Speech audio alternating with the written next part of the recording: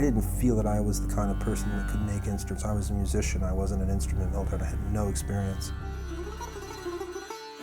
Because I didn't know anything, I was free to come up with something that people thought was insane, but nevertheless worked.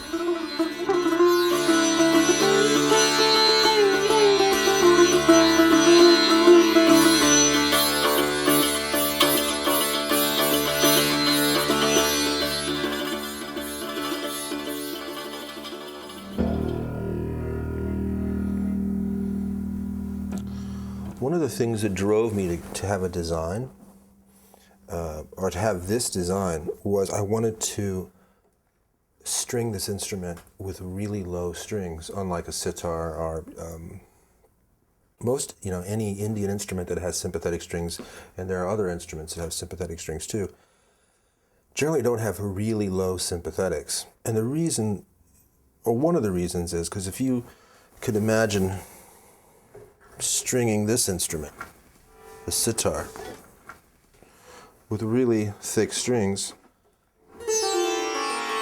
it's really thin strings. If you could imagine stringing that with really thick strings, it would be too much tension for the instrument. It would implode the instrument. But I wanted to have the Bazantar have more of an orchestral sonic characteristic with its sympathetics. Now, that led to this design, and where much of the time people think that, I'm stringing strings onto the instrument, I'm stringing these strings onto this body, which is reasonable and intuitive, it's not what's happening. What's happening is this thing here, this rigid housing here, is holding all of the tension of these sympathetics inside of itself, instead of having the tension of these sympathetics being held by this body. So this holds the tension, not this. That allows for much lower strings and much higher tension. And that allows, it allows for a pattern. And it also allows for a completely different sonic machine than say like a sitar or a sarod or a sarangi.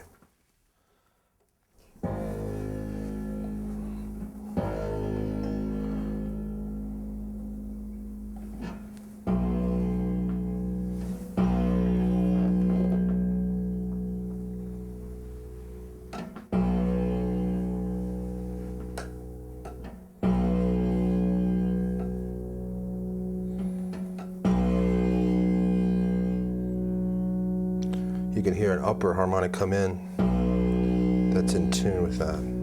That's nice. And see, there are 3 layers of sympathetics. There's the lowest layer, which I'm tuning right now, and then there's a middle layer, and then there's an upper layer of 16 strings are on the upper layer, 7 strings are on the middle layer, and 6 strings are on the lower layer.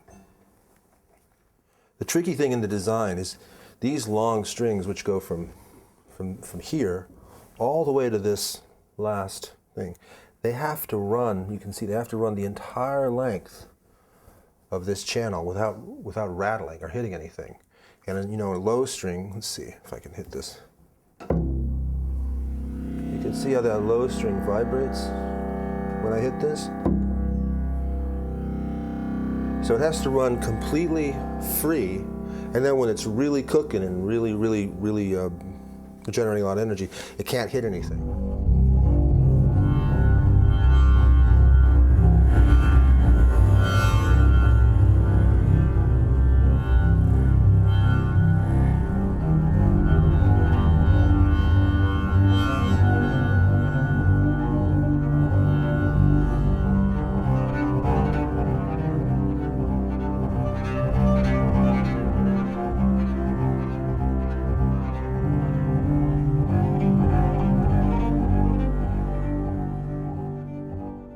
Two things came into play with the creation of the Bazantar.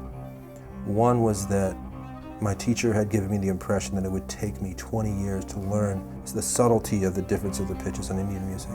That was his belief, that a Western guy couldn't learn that stuff because a Western mind had been polluted by these synthetic vibrations. So what I did is I did the math. I started to do the math of finding out what the vibrations actually were, which my teacher actually didn't know. I had to find that out and just work that out. But the other thing that I did was I started playing Indian music, and particularly sarangi music, in my sleep at night on autoplay. I was trying to collapse the pattern from both angles. One is from my intuitive dream time, so I could just hear the intervals. Collapsing it from the intellectual, which is understanding the math. Well, so that's the process that I was in when the Bazantar came into, not into being, but when it came into my imagination.